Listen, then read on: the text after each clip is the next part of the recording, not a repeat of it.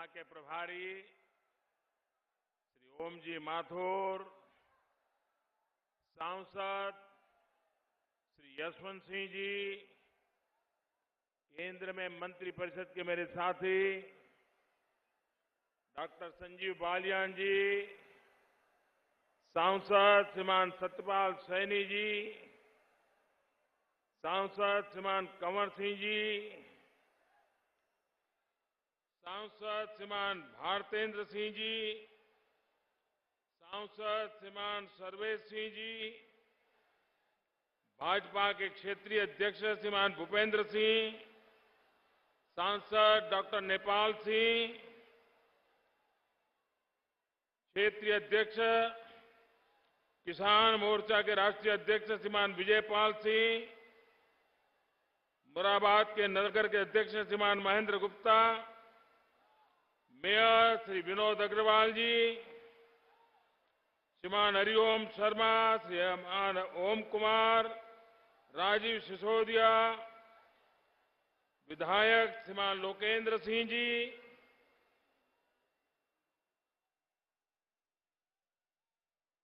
श्रीमान राजेश सिंघल, डॉक्टर जयपाल सिंह जी, श्रीमान सुरेश गंगवार जी, श्रीमान अशोक कटारिया जी, श्रीमान ऋषिपाल नागर जी, श्रीमान स्वतंत्र देव सिंह जी, श्रीमान देवेंद्र सिंह जी और विशाल संख्या में पधारे हुए मेरे प्यारे भाइयों और बहनों,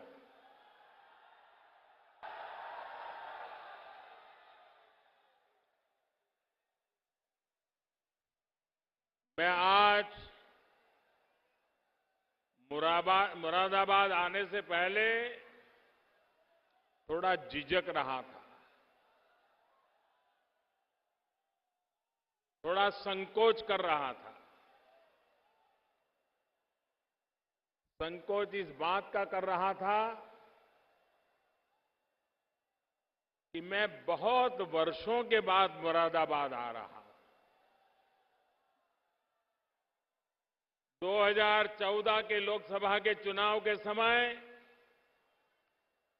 यहां के नौजवान मेरे पीछे पड़े थे कि मुरादाबाद आइए, लेकिन मैं आ नहीं पाया था। 2009 में आया था। उसके बाद मन में एक संकोच होता था कि जिस मुरादाबाद ने मुझे इतना प्यार दिया, वहां पहुंचने में मुझे काफी देरी हुई है।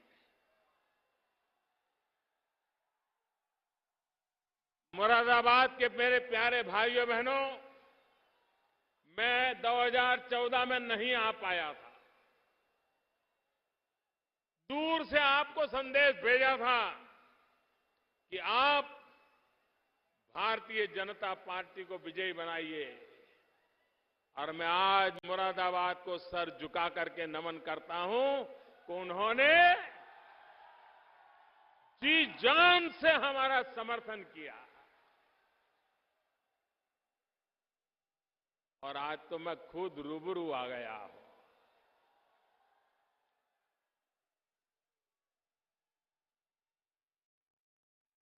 भाइयों बहनों,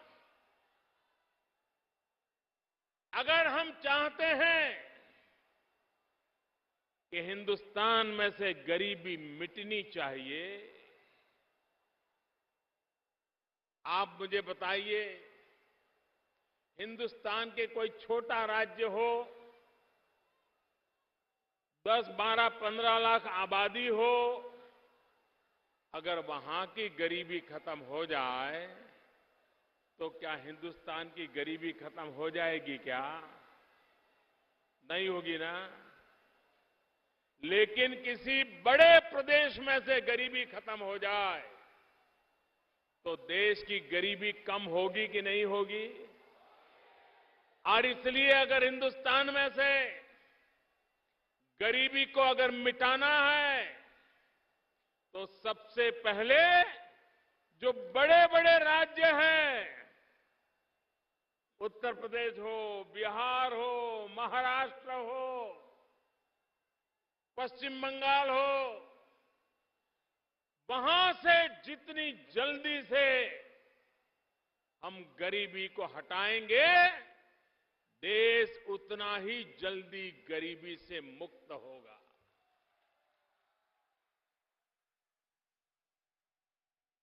भाइयों बहनों, मैंने उत्तर प्रदेश में सांसद के रूप में चुनाव लड़ा। बनारस के लोगों ने मुझे भरपूर आशीर्वाद दिया, लेकिन उत्तर प्रदेश में चुनाव सिर्फ सांसद बनने के लिए मैं नहीं लड़ा हूं। मैं उत्तर प्रदेश में चुनाव इसलिए लड़ा हूं कि हिंदुस्तान का ये सबसे बड़ा राज्य है, यहां गरीबी बहुत है। ये गरीबों के बीच जाकर के गरीबी से लड़ाई लड़ना, गरीबी से मुक्ति दिलाना, इसलिए मैं उत्तर प्रदेश की सेवा करना मैंने स्वीकार किया है।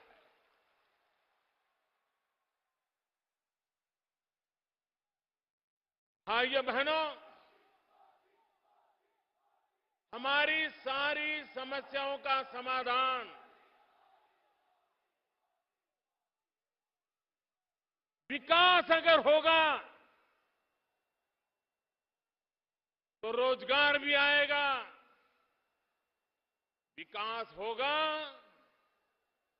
तो बच्चों को अच्छी शिक्षा भी मिलेगी, विकास होगा तो बुजुर्गों को अच्छे कम पैसों में अच्छी दवाई भी मिलेगी। अगर विकास होगा तो रहने को घर मिलेगा, घर में बिजली मिलेगी, घर में पानी आएगा, मां बहनों की जिंदगी में बदलाव आएगा। और इसलिए भाइयों बहनों, विकास यही हमारी प्राथमिकता है।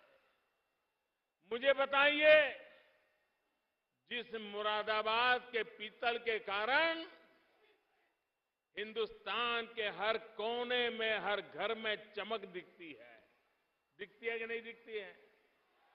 हिंदुस्तान का कोई घर होगा जहां मुरादाबाद के पीतल की चमक ना हो?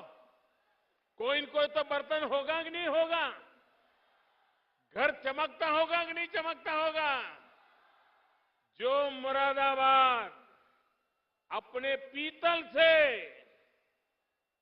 हिंदुस्तान के हर घर में चमक ला सकता है, उस मुरादाबाद में आजादी के 70 साल के बाद भी इस इलाके के 1000 से ज्यादा गांव ऐसे थे जहां बिजली का तार भी नहीं पहुंचा था, बिजली का खंभा भी नहीं पहुंचा था।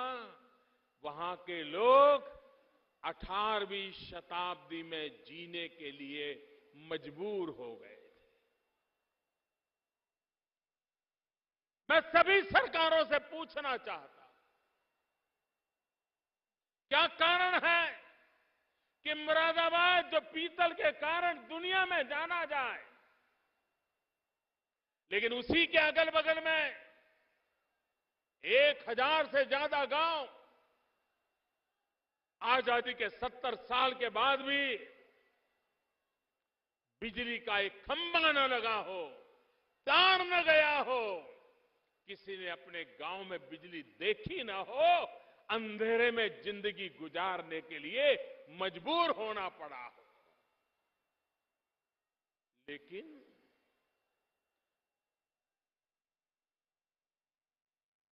गांव का इंसान, गरीब इंसान ऊंची आवाज से बोल भी नहीं पाए, कुछ मांग भी न पाए, कुछ राजनेता ठेकेदार उनको दबोच करके बैठ गए हो। भाइयों बहनों, इन मुरादाबाद के 1000 से अधिक गांव किसी ने मुझे चिट्ठी नहीं लिखी थी कि मोदी जी अब तो आप उत्तर प्रदेश के हो, हमारे उत्तर प्रदेश के सांसद हो, अब प्रधानमंत्री बन गए हो, हमारे गांव में बिजली का कुछ करो। मुझे किसी ने चिट्ठी नहीं लिखी थी। मैंने खुद होकर के अफसरों को बुलाया, मैंने उनको पूछा, बताओ भाई, आजादी के 70 साल होने आ रहे हैं, कितने गांव हैं देश में जहां अभी भी बिजली का खंभा नहीं पहुंचा है। भाइयों बहनों, मैं चौंक गया जब मुझे बताया गया 18,000 से अधिक गांव ऐसे हैं जहां बिजली का खंभा नहीं पहुंचा। मैंने लाल किले पर से घोषणा की। घोषणाएं करने वाली सरकारें तो बहुत आई, लेकिन घोषणा कर करके हिसाब देने वाली पहली सरकार आपके चरणों में बैठी है। घोषणाएं तो हर एक ने की, बहुत की, लेकिन हिसाब देने वाली ये पहली सरकार है जो जनता को पाई पाई का हिसाब दे रही है, पल पल का हिसाब दे रही है, और देश की जनता ही हमारी मालिक है। ये सरकार की मालिक हिंदुस्तान के 125 करोड़ लोग हैं। ये प्रधानमंत्री के भी मालिक इस देश के 125 करोड़ लोग हैं। वही मेरा हाई कमांड है।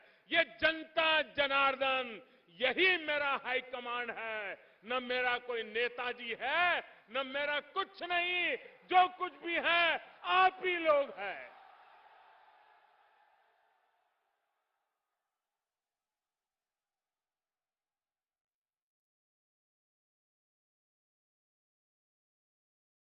भाइयों बहनों, जो काम 70 साल में नहीं हुआ, उस काम को करने में तकलीफ तो होगी, आपको भी अंदाजा होगा। कुछ तो कारण होगा कि मुरादाबाद के बगल में भी किसी ने खंभा नहीं पहुंचाया। चुनौतियां बहुत थी, तकलीफें थी, रुकावटें थी, इरादों में भी खोट थी, पैसों की भी जरूरत थी, लेकिन भाइयों बहनों, लाल किले की प्राची से तिरंगे झंडे के नीचे से आवाज की थी कि 1000 दिन में, और इधर उधर की बात नहीं, 1000 दिन में इन 18,000 गांवों में बिजली पहुंचा के रहूंगा। अभी तो आधे दिन हुए हैं, आधे, और आपके इस इलाके में 1000 से ज्यादा गांवों में बिजली का खंभा नहीं पहुंचा था। करीब करीब 950 से ज्यादा गांवों में काम पूरा कर दिया गया है। भाइयों, मैं भले 2009 के बाद आज 2016 में आया हूं, लेकिन बिजली पहुंचाने का वादा किया था, मेरे आने से पहले पहुंचा दिया है। भाइयों बहनों, जिस गांव में बिजली गई, वहां के बच्चों में शिक्षा में बदलाव आएगा कि नहीं आएगा? जिस गांव में बिजली गई, जिस मां को गेहूं चक्की में पिसना होगा, पहले दूसरे गांव जाना पड़ता था, अब गांव में चक्की चलेगी तो गेहूं पिसने का काम होगा कि नहीं होगा? जिस गांव में पानी के लिए तरसना पड़ता था, बिजली के कारण जमीन से पानी निकाल करके घरों तक पहुंचाया जा सकता है कि नहीं पहुंचाया जा सकता है? भाइयों बहनों, गांव के लोगों को भी टीवी देखने का मन करता है कि नहीं करता है? उनको भी तो कभी सास कभी बहू भी देखने का मन करता है कि नहीं करता है? लेकिन बिजली नहीं होगी तो बेचारे कहां से देखेंगे? भाइयों बहनों, हमने बिजली पहुंचाने का काम किया। मैं हैरान हूं भाइयों, क्या कारण है? क्या मेरा यही गुनाह है कि भ्रष्टाचारियों के दिन बुरे होते जा रहे हैं? क्या यही गुनाह है मेरा कि गरीबों को हक दिलाने के लिए काम कर रहा हूं? क्या यही है मेरा गुनाह कि गरीबों का हक छीनने वालों को अब हिसाब देना पड़ रहा है? भाइयों बहनों,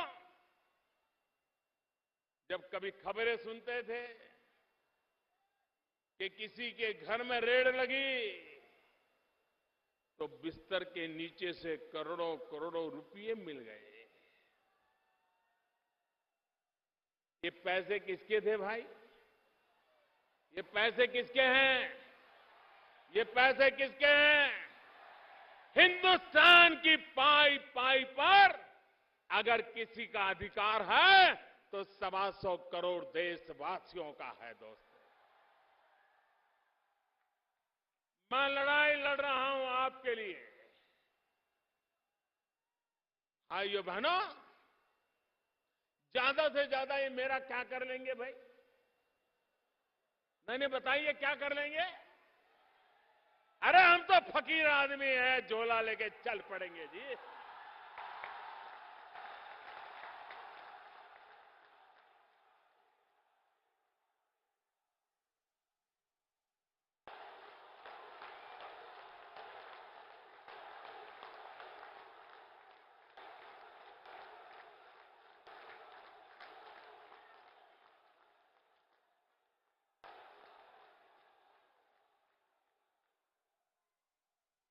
और भाइयों बहनों, ये फकीरी है जिसने मुझे गरीबों के लिए लड़ने की ताकत दी है। भाई,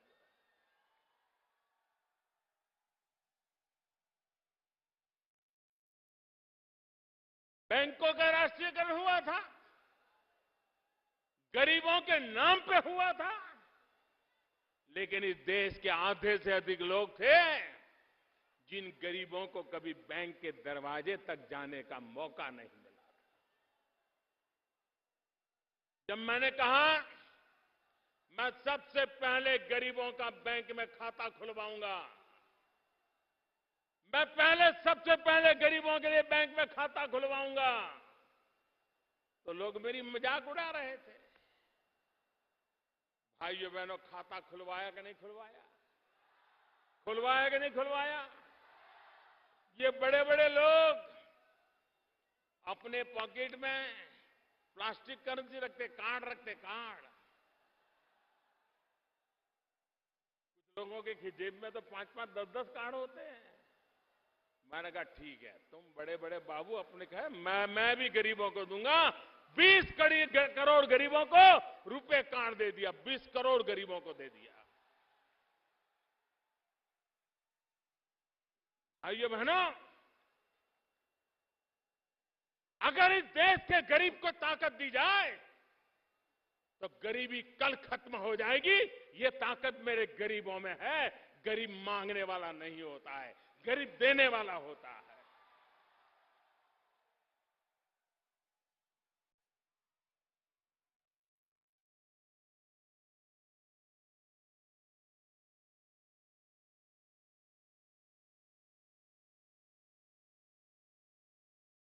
और इसलिए भाइयों बहनों,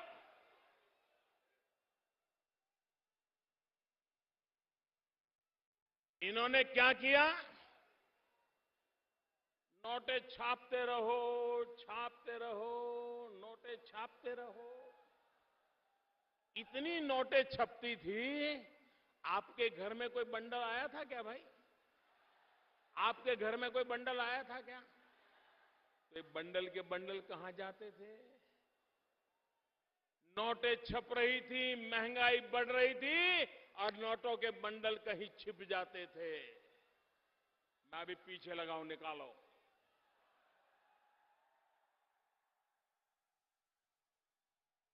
आ रहा है, आपने देखा होगा, कोने कोने से। और कुछ लोग तो गरीबों के जाके पैर पकड़ते हैं। अरे तुम तो कितने अच्छे हो, तेरे दादा मेरे यहां मजदूरी करते थे, तेरी माँ मेरे बर्तन साफ करती थी। अरे तुम तो बहुत अच्छे हो, देखो बच्चे बड़े हो गए हैं, ऐसा करो मेरा ये 2-3 लाख रुपया तुम्हारे खाते में डाल दो। कभी कभी किसी अमीर को गरीब के पैर पकड़ते देखा था? भाइयों बहनों, आज जिन बेईमान लोगों ने पैसा जमा किया है वो गरीबों के घर में भी कतार लगा के खड़े हैं। बैंक में कतार लगाने की उनकी ताकत नहीं है, बैंक के बाहर तो वो कतार लगाता है जिसमें ईमानदारी का माजा होता है।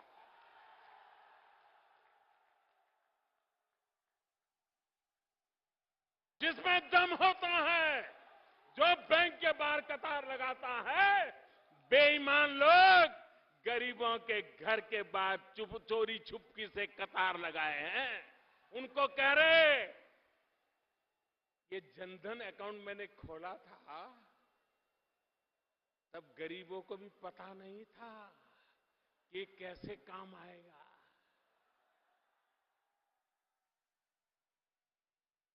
काम आ रहा है कि नहीं आ रहा है? काम आ रहा है कि नहीं आ रहा है? लेकिन एक बात कीजिए, मैं देश के सभी जनधन अकाउंट वाले गरीबों को कहना चाहता हूं, जिसने भी आपको पैसा दिया है, जिसका भी पैसा अपने बैंक में रखा है, वो उठाइए मत।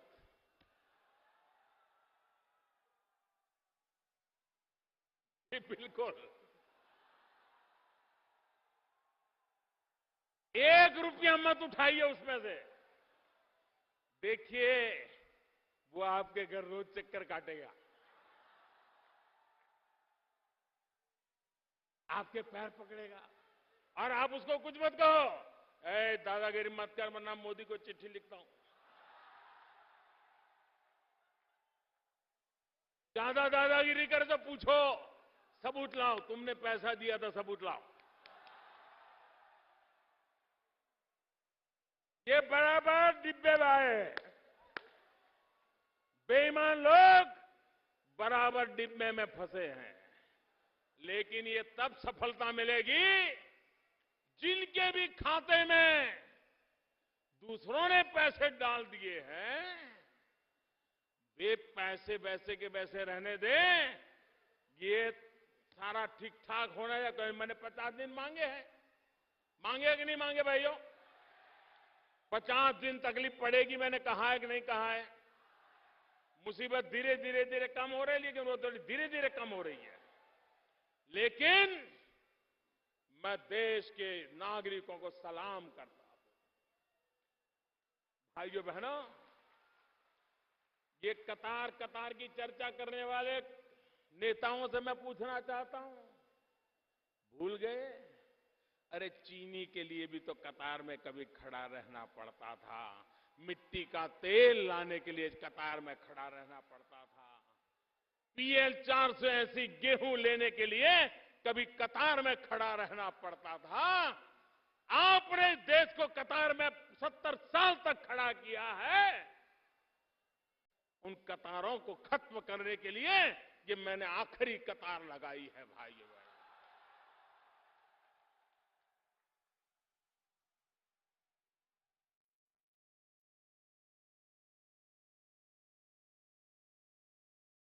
मुझे बताइए, ये जनधन अकाउंट वाले जितने हैं, ये अपने पैसे जो बैंक में आए हैं किसी के, उसको रखे रखोगे कि नहीं रखे रखोगे?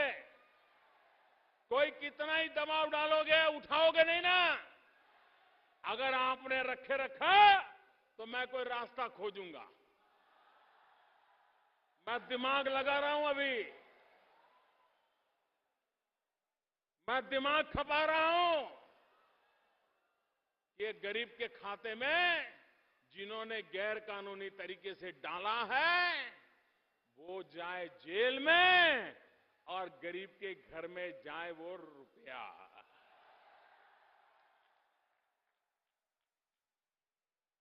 और वो कोई दयादान नहीं है, उन्हीं का है। ये उन्हीं को लूट करके इकट्ठा किया है। भाइयों बहनों, मैं हैरान हूं आपने देखा होगा अच्छे अच्छे लोगों के चेहरे पर से चमक चली गई। पूरा दिन मोदी मोदी कर रहे हैं, मोदी मोदी। पहले पूरा दिन करते थे money money money money money, अभी बोल रहे मोदी मोदी मोदी।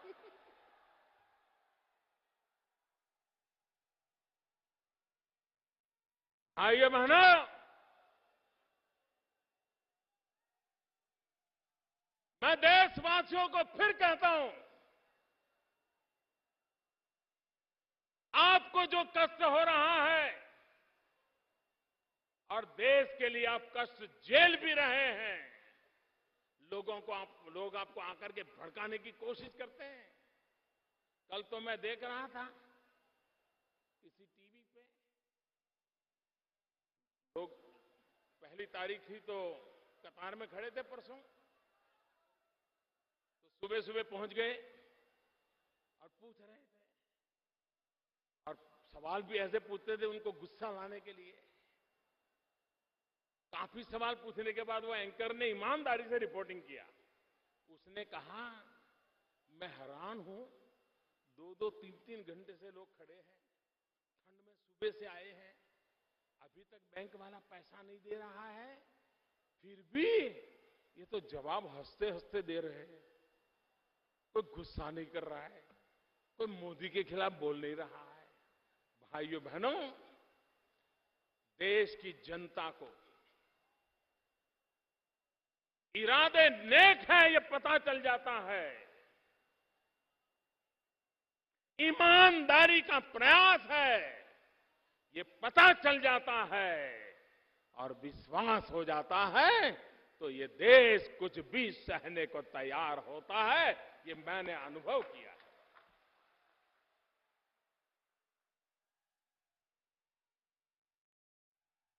देश का सामान्य मानवी बेईमानी से तंग आ चुका है। क्या किसी ने सोचा था कि 125 करोड़ देशवासी ईमानदारी की लड़ाई खुद अपने कंधे पर उठा ले? आज 125 करोड़ देशवासियों ने कष्ट झेल करके ईमानदारी की इस लड़ाई को अपने कंधे पर उठा लिया है। इससे बड़ा देश का उज्जवल भविष्य नहीं हो सकता है। भाई, देश का सामान्य मानवी बेईमानी नहीं चाहता है, उसको मजबूरन मध्यम वर्ग का आदमी वो कभी नहीं चाहता है काले धोले का खेल। लेकिन बच्चे को स्कूल रखना हो, स्कूल वाला कहे फीस के लिए ऑफिशियल तो 500 रुपया, लेकिन अनऑफिशियल 75,000 रुपया, वो मध्यम वर्ग का व्यक्ति बेचारा कहां जाएगा? बच्चे की पढ़ाई के लिए सर झुका करके उसको कहीं से काले करके उनको देना पड़ता है, मजबूरन करना पड़ता है। भाइयों बहनों, देश में एक ऐसी हवा बन गई थी, सरकार वरकार कुछ होती ही नहीं है, तो ठीक है सरकार सरकार है।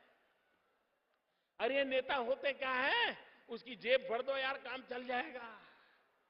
अब ये चलता नहीं है, वो पुराने रास्ते बंद हो गए हैं, इसलिए जरा परेशानी ज्यादा है।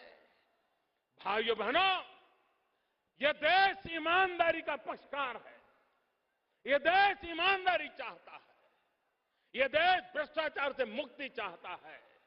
लेकिन वो असहाय हो गया था, आज उसको लग रहा है कि इस लड़ाई को जीतना है। और मैं देशवासियों को विश्वास दिलाता हूं कि आपने जो मेहनत की है, घंटों घंटों तक कतार में खड़े रहे हो, बिना खाए पिए खड़े रहो हो, ठंड में भी खड़े रहे हो, धूप में भी खड़े रहे हो, पैसे नहीं है ऐसा बोर्ड लग जाने के बाद भी आपने इसको सहन किया है। मैं मेरे देशवासियों आपकी इस तपस्या को बेकार नहीं जाने दूंगा।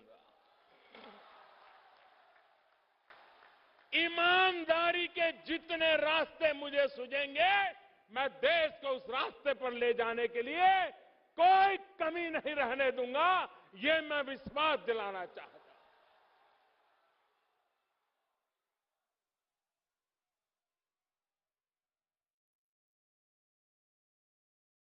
भाइयों बहनों,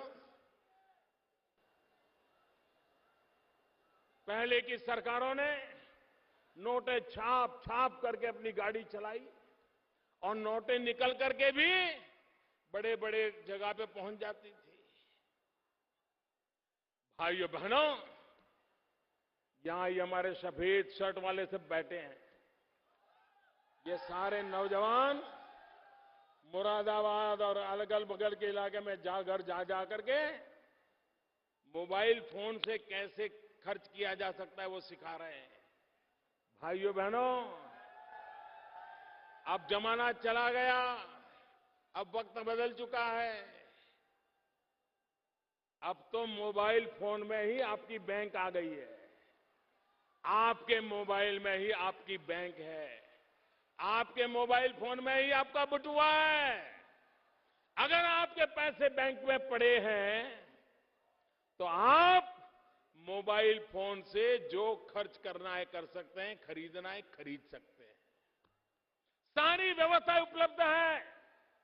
इसके लिए एटीएम पर जाकर के नोट निकालना जरूरी नहीं है। आप अपने मोबाइल फोन से भी खर्चा कर सकते हैं। कुछ लोग कहते हैं हमारा देश गरीब है, लोग अनपढ़ है, लोगों को कुछ आता नहीं है। भाइयों बहनों, अरे दुनिया के पढ़े लिखे देश भी जब चुनाव होता है ना, तो बैलेट पेपर पर नाम पढ़ करके फिर थप्पा मारते हैं। आज भी अमेरिका में भी ये हिंदुस्तान है। जिसको आप अनपढ़ कहते हो, गरीब कहते हो, वो बटन दबा करके वोट देना जानता है। बटन दबा करके देना। भारत के लोगों की ताकत को कम मत आंकिए। एक बार उसको पता चले कि ईमानदारी का रास्ता यह है, तो मेरे देश का गरीब से गरीब भी चल पड़ता है।